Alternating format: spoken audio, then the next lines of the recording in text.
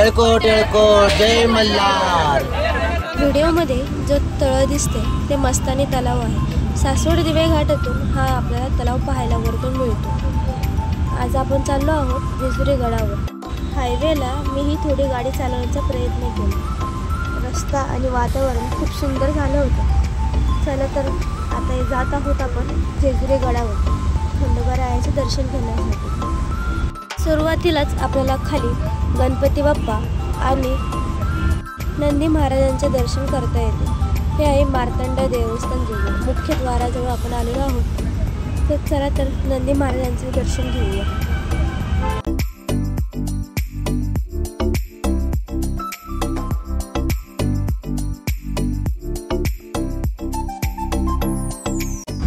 मार्तंड मल्हार हा एक शंकराचाच अवतार असल्यामुळे इथे आपल्याला खाली नंदीचेही दर्शन घेता येते।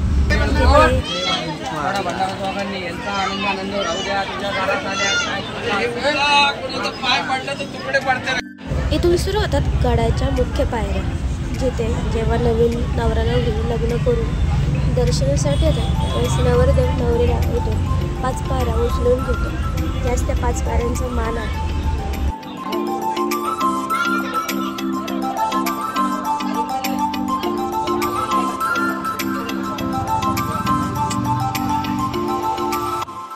गडाच्या पायऱ्या चढायला सुरुवात केली की गडाच्या पायऱ्याच्या दोन्ही बाजूला आपल्याला वेगवेगळे प्रकारचे दुकाने पाहायला मिळतात। जसे की दिवट्या, दिवे, वेगवेगळ्या देवदेवतांच्या मूर्त्या आणि खेळणी, प्रसादही, भंडारा, बेलफूल यांची भरपूर अशी दुकाने पाहायला मिळतात।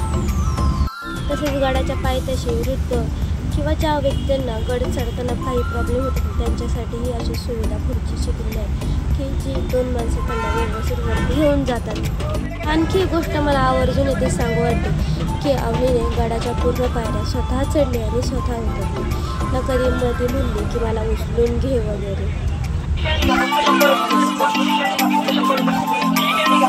ज्याप्रमाणे मी सुरुवातीला सांगितले की गडावर जाताना भरपूर अशी आपल्याला दुकाने पाहायला मिळतात। तिथे जसे देवी देवतांची मूर्त्या, स्वामींचे, विठ्ठल रुक्मिणी, संत तुकाराम महाराज, शिवाजी महाराज, खंडोबा, राधाकृष्ण, गाय वासरू, स्वामींचे, खंडोबाचे, गणपती बाप्पा, संत बाळूमामा अशा बऱ्याच मूर्त्या आपल्याला इथे पाहायला मिळतात। हे आहेत इंग्रजांच्या विरोधात बंड करणारे आद्य क्रांतिकारक उमाजी नाईक यांचे हे शिल्प आहे।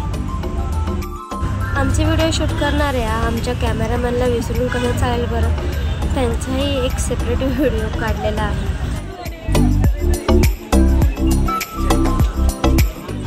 गडावर नेहमी जागरण गोंधळाचा कार्यक्रम केला जातो की जसे की ज्यांच्या घरी जागेअभावी किंवा पैशांअभावी काही अडचण असेल किंवा कोणाचा नवसही असतो की देवाच्या दारात जागरण गोंधळ घालतो, त्यामुळे इथे जागरण गोंधळाचाही कार्यक्रम असतो। येथे त्यांनी शिवाजी महाराज आणि शहाजी महाराज या पितापुत्रांची शिल्पाच्या सहाय्याने सुंदररित्या भेट दाखवण्याचा प्रयत्न केलेला आहे।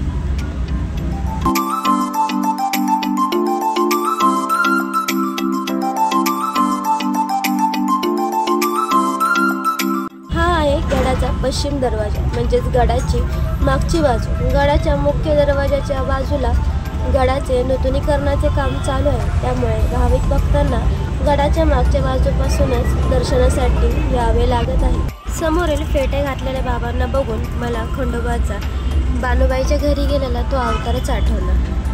जेजुरगड पर्वत शिवलिंगाकार मृत्यूलोकी दुसरे कैलास शिखर हे जेव्हाही मी वाचते ना गडावर आल्यावर खूप मनाला एक वेगळं समाधान मिळते खरंच, कारण इथे आपले शिवशंभू स्वतः इथे वास करतात, म्हणून तर याला दुसरे कैलास शिखर असेही म्हटले जाते। जेजुरी गडावर भरपूर आपल्याला दीपमाळा बघायला मिळतात।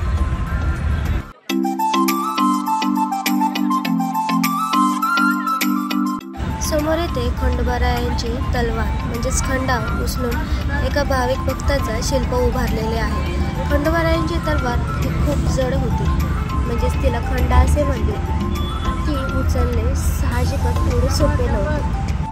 तशीच इथे एक मान्यता आहे की इथं दीपमाळेला तेल अर्पण केल्यामुळे आपल्या दुःख दारिद्र्य तेही या दीपमाळेत दहन होते।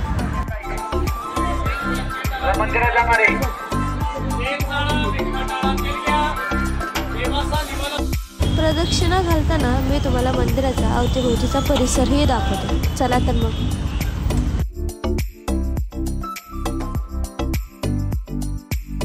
हे आहे मल्लदैत्य. मणिमल्लाचा संहार करण्यासाठी शिवशंभूने खंडोबा हा अवतार धारण केला. मल्लदैत्याचा संहार करून खंडोबारायाला मल्हारी हे नाव सुद्धा पडलेले आहे. सर्वत्र भंडाऱ्याचे उधळण झालेले आहे.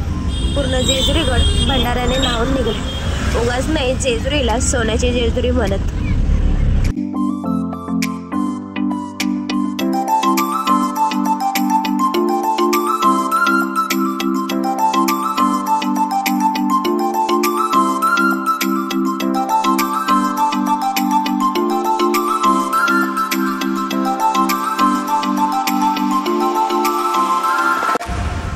मंदिराच्या परिसरात गणपती बाप्पा, म्हाळसा देवीची मंदिर आहे आणि एक साईडला कडेपटाराची खिडकी आहे. कडेपटाराची खिडकी म्हणजे ज्या खिडकीतून कडेपठार दिसतो. ज्या भाविक भक्तांना कडेपठारला जाणे शक्य होत नाही ते भाविक भक्त तिथून भंडाऱ्याचे उधळण करून आपला नमस्कार तिथपर्यंत पोहोचवतात.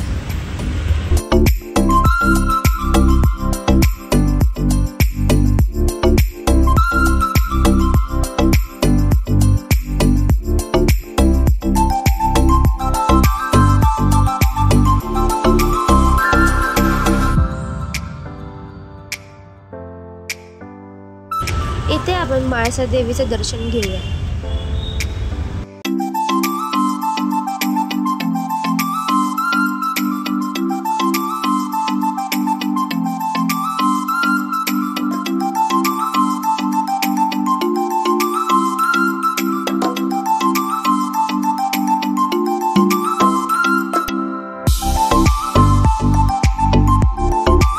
येथून पूर्ण जेजुरी नगर आपल्याला पाहायला मिळते आणि ती लांब नदी दिसते ना, खरा नदी येते. तिथे आपले देव आंघोळीला जातात. चंपाषष्ठीला जेजुरी गडावर खूप मोठा उत्सव साजरा करण्यात येतो.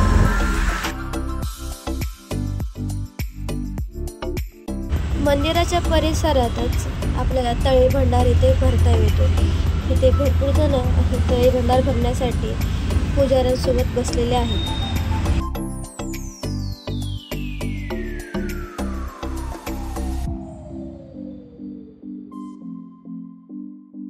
जेजुरी गडावर खूप काही बघण्यासारखं आहे, पण माझ्याकडनं जे काही शक्य झाले तेवढे मी तुम्हाला दाखवण्याचा प्रयत्न केला आहे. आणि बोलता बोलता माझी प्रदक्षिणाही पूर्ण झाली.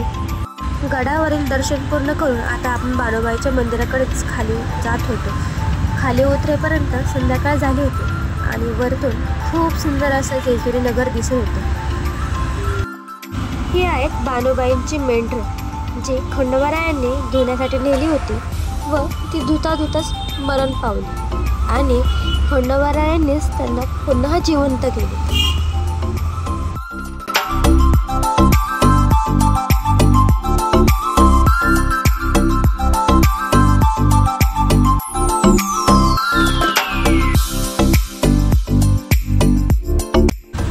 आणि हे आहे आपल्या बाणोबाईचं मंदिर. चला आपण हे दर्शन घेऊया बाणोबाईंचं.